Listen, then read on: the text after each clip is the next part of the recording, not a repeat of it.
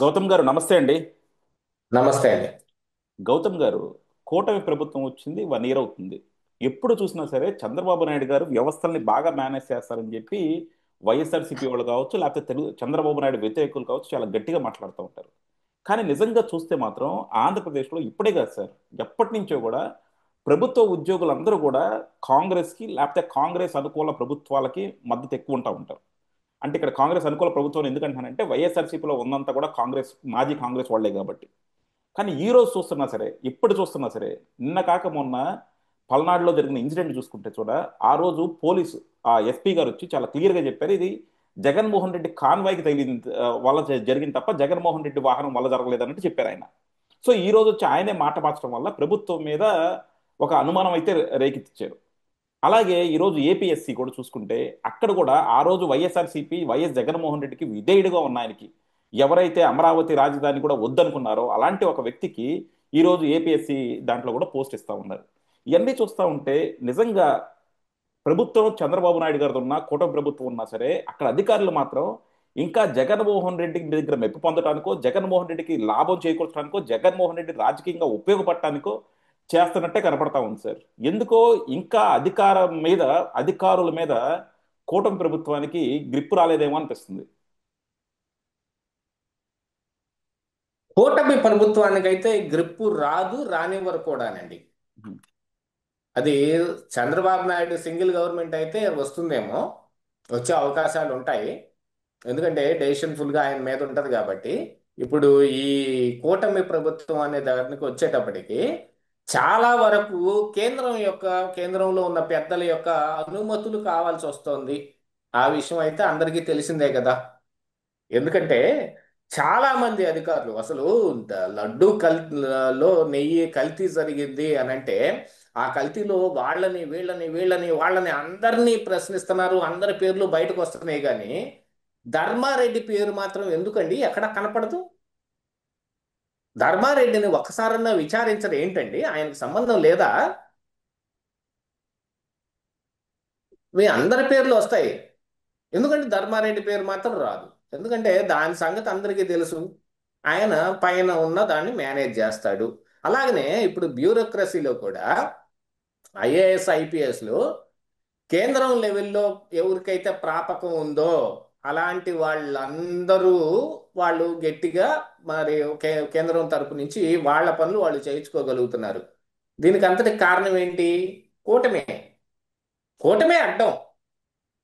చంద్రబాబు నాయుడు గారి మాట చాలా మంది వినకుండా ఉన్న ఈ బ్యూరోక్రసీ కావచ్చు, గతంలో వైసీపీ ప్రాపకం సంపాదించుకొని టీడీపీ వాళ్ళని వేధించిన వాళ్ళని కానీ, చంద్రబాబు నాయుడిని అరెస్ట్ చేయించిన వాళ్ళని కానీ, లేకపోతే చంద్రబాబు నాయుడిని ఆయన పార్టీని లేకుండా చేద్దాం అనుకున్న వాళ్ళందరికీ ఈరోజు మళ్ళీ వాళ్ళే ఉద్యోగాలు ఇస్తున్నారంటే వాళ్ళకి ఇయ్యటానికి ఇప్పుడు మరి చంద్రబాబు నాయుడు లేకపోతే ఇంకొకళ్ళు మనసు మార్చుకొని ఇచ్చేదేం కాదు కదా.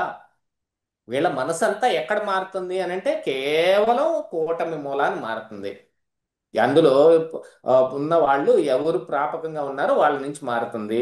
వాళ్ళు ఇక్కడ ఆంధ్రప్రదేశ్ రాష్ట్రం వరకు చంద్రబాబు నాయుడు గారు టాపు, లేకపోతే ఆయన చేతిలో ఉందని మనం అనుకుంటున్నాం కానీ కేంద్రం మొత్తం కలిపి బీజేపీ చేతిలో ఉంది. బీజేపీ సెంట్రల్ లో ఉండి వాళ్ళు ఆడించాల్సిన ఆట వాళ్ళు ఆడిస్తున్నారు. ఇది ఈ రోజే కనిపిస్తా ఉంది. కాకపోతే ఇక్కడ మరొక అంశం కూడా కనిపిస్తా ఉంది. ఏమిటి అని అంటే ఎక్కువగా లొకేషన్ చేరదీసే ప్రయత్నం చేస్తున్నాడు మోడీ. యువ రక్తం, యువ నాయకులు రావాలి, అది ఇది అని కొన్ని పోస్కల్ కబుర్లన్నీ చెబుతున్నట్టుగానే ఉంది.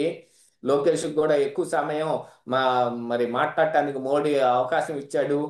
వచ్చి కలవమన్నాడు, 2-3 సార్లు అడిగాడు, రమ్మన్నాడు అని. మరి యంగ్స్టర్స్ ని తీసుకొచ్చే ప్రయత్నం చేస్తున్నాడు అన్నట్టుగా కూడా కనపడతా ఉంది. కానీ మరి చిన్నపిల్లాడు మనం ఏం చెబితే అది వింటాడు. ఇక మరి చంద్రబాబుకు ఉన్నంత అనుభవం లేదు. ఇతన్ని మనం గ్రిప్ లో పెట్టుకుంటే అని గ్రిప్ లో పెట్టేసుకుంటున్నారు వాళ్ళు. చిన్నగా లోకేష్ ని గ్రిప్ లోకి తీసుకుంటున్నారు. ఆ విషయం అయితే కనపడతా ఉంది. ఈవెన్ బాబు గారు కూడా కేంద్రం నుంచి రావాల్సిన నిధులు అనే విషయంలో కానీ, కేంద్రం నుంచి వచ్చే సహాయ సహకారాల గురించి కానీ ఈయన కూడా కొన్నిటిని చూసి చూడనట్టుగానే ఊరుకుంటున్నాడు. రాజ్యసభ సీట్లలో మాక్సిమం వాళ్ళకే ఎందుకు ఇస్తున్నాడు? అవును, ఏముంది ఏముంది అందులో? మొన్నటికి మొన్న ఎమ్మెల్సీ మాకు కావాల్సిందే అని అంటే పట్టుబట్టి అసలు సోము వీర్రాజుకి ఎమ్మెల్సీ వస్తుంది అని అంటే ప్రతి తెలుగుదేశంలో ఉన్న పై స్థాయి నాయకుడి నుంచి కింద స్థాయి కార్యకర్త దాకా అందరికీ తెలుసు సోము వీర్రాజు అంటే కొత్త కొత్త ఉడికిపోతారు టీడీపీలో. అలాంటి సోము వీర్రాజుకి డైరెక్ట్ గా తీసుకెళ్లి మరి ఎమ్మెల్సీ సీట్ ని చిట్ట చివరి నిమిషంలో బహు హై డ్రామా మన నడువున ఆయన ఆయన ఖరారు చేసి ఎమ్మెల్సీని చేశారుగా. ఆయన వచ్చి లోకేష్ని కలిసి ఓ పుస్తకం ఓ చెట్టు ఇచ్చిపోతాడు. అంతే, అంతకు మించి ఇంకేముంటది అక్కడ. ఈ మరి సోము వీర్రాజు ఎలా అవుతాడు? ఇక ఇంత ఇంత జరిగిన తర్వాత గతంలో జగన్మోహన్ రెడ్డి హయాంలో అమరావతి మీద అంత విషం కక్కిన తర్వాత ప్రతి అంశంలోని చంద్రబాబు నాయుడిని తిట్టకుండా కనీసం జగన్మోహన్ రెడ్డి మీద ఒక మాట కూడా అనలేని వాడు మళ్ళీ ఎమ్మెల్సీ ఎలా అవుతాడు అని అంటే ఇదంతా బీజేపీ ఏం తలుచుకుంటే అది అవుతుంది అనేది ఇక్కడ మనం గుర్తుపెట్టుకోవాలి. దానికి గాను చంద్రబాబు నాయుడినేమో నిధులు ఇస్తాం, మీకు సహాయ సహకారాలు అందిస్తామని ఆయన్ని గ్రూప్లో పెట్టుకున్నారు. భావితరానికి నువ్వే నాయకుడు కాబట్టి నువ్వు మేము కలిసి పనిచేసామని అంటే పరస్పర ఉపయోగం ఎక్కువగా ఉంటుంది. మా సహాయ సహకారాలు ఉంటే నువ్వు తొందరగా పార్టీని ఎదుగుతావు, అలాగనే ప్రభుత్వాన్ని కూడా నువ్వు సొంతగా పెట్టే అవకాశం వస్తుంది అని సీఎం సీటుని లోకేష్కి ఎరేశారనేది నా అనుమానం. అతి త్వరలో ఆ, నువ్వే సీఎం అన్నారేమో అని ఒక అనుమానం కూడా ఉంది నాకు. నేను నిర్ధారించి అయితే చెప్పలేను కానీ నాకున్న అనుమానంలో అది ఖచ్చితంగా నాకు అనిపిస్తానే ఉంది. వాళ్ళు ఎట్లా ఎరవేసి ఉంటారు అనేది. మరి ఇంకేం చేస్తాం? ఎవరి ద్వారాన్ని వాళ్ళు సక్రమంగా ఓపెన్ చేసుకుని మరి అధికారం మన మన దగ్గరే ఉండేటట్టు చేసుకోవాలని అనుకుంటున్నారు. గతంలో జగన్మోహన్ రెడ్డికి కూడా విపరీతమైన ఛాన్సులు ఇచ్చారు. ఎన్ని ఎన్ని ఛాన్సులు ఇచ్చారంటే at last Chandrababu Naidu arrest కూడా వాళ్ళు పర్మిషన్ ఇచ్చారు. అది ఎట్ లాస్ట్ కూడా జరిగింది. ఇంకా కూటమి ఏర్పడటానికి ఖచ్చితంగా 2-3 నెలల ముందే కదా జరిగింది అది. అంత సహాయ సహకారం ఇచ్చారు మరి జగన్మోహన్ రెడ్డికి కూడా. ఇప్పుడు లోకేష్ను కూడా అదే రకంగా గ్రిప్లో పెట్టుకునే ప్రయత్నం చేస్తున్నారా అనేది కొంచెం ఆలోచించుకొని చూడాలి. ఏం జరుగుతుంది, ఎలా జరుగుతుంది అనేది దాని మీద ఆధారపడి ఉంటుంది. ఇక బ్యూరోక్రసీ దగ్గరకు వచ్చేటప్పటికి ఉన్న ఐపీఎస్లు కానీ ఐఏఎస్లు కానీ ఎవరిని మార్చే వాళ్ళని కాదు, వాళ్ళే ఉంటారు. వాళ్ళని తీసేసుకొని ఇప్పుడు కొత్తగా మరి వేరే వాళ్ళని ఎలా తెచ్చుకోవటం కుదురుతుంది? వాళ్ళతోటి పని చేయించుకోవాలి అనే ఒకటి పేరు చెప్పి వాళ్ళ దగ్గర ఎవరికైతే ప్రాపకం ఉందో వాళ్ళందరికీ ఇక్కడ ఇస్తా ఉన్నారు. దాంతో పాటుగా ఇక్కడ లోకల్గా ఉన్న నాయకత్వం కూడా ఇప్పుడు యువ రక్తం రావాలి, యువ రక్తం రావాలి అని చంద్రబాబు గారు చాలా మందికి కొత్త వాళ్ళకి ఎమ్మెల్యే టికెట్లు ఇవ్వటం, దాంతో పాటుగా మంత్రులను చేయటం కూడా జరిగింది. మొత్తం కలిపి కుంపు చేసేశారు. చంద్రబాబు నాయుడు పాలన్ని అసలు కాల్లాగి పడేసింది మొత్తం వాళ్ళ ఎమ్మెల్యేలు, వాళ్ళ మంత్రులే. ఇంత అధ్వాన స్థితిలోకి రావడానికి కారణం వాళ్ళే. చంద్రబాబు గారే మరి ఆ అందరి మీద ఇంటెలిజెన్స్ రిపోర్ట్లు తెప్పించుకొని ప్రతి ఒక్కళ్ళకి వార్నింగ్ ఇవ్వాల్సిన పరిస్థితి గతంలో ఉండేదా? ఏం లేదు కదా. ఇప్పుడు ఎందుకు జరుగుతోంది అంటే మొత్తం పార్టీలో ఒక రకంగా చిన్నగా లైన్ అండ్ లెంత్ మార్చే ప్రయత్నం చేస్తున్నారు కాబట్టి అది లోకేష్కి పనికొస్తుంది కాబట్టి అతనికి అనుకూలంగా ఉండే వాళ్ళు అన్నట్టుగా తీసుకొచ్చారేమో. మరి వాళ్ళే కుంపు కుంపు చేసేశారు ఈ రోజున. ఏం చేయలేని పరిస్థితుల్లో నాకు తెలిసి మళ్ళీ చంద్రబాబు గారు పార్టీ పగ్గాలనే ఆయనే గట్టిగా చేతుల్లోకి తీసుకోబోతున్నాడు అనే వినికిడి కూడా ఉంది. అందుకనే లోకేష్కి వర్కింగ్ ప్రెసిడెంట్ ఇవ్వలేదు, చంద్రబాబే ఆపారు అనేది కూడా కొంతమంది విశ్లేషిస్తా ఉన్నారు.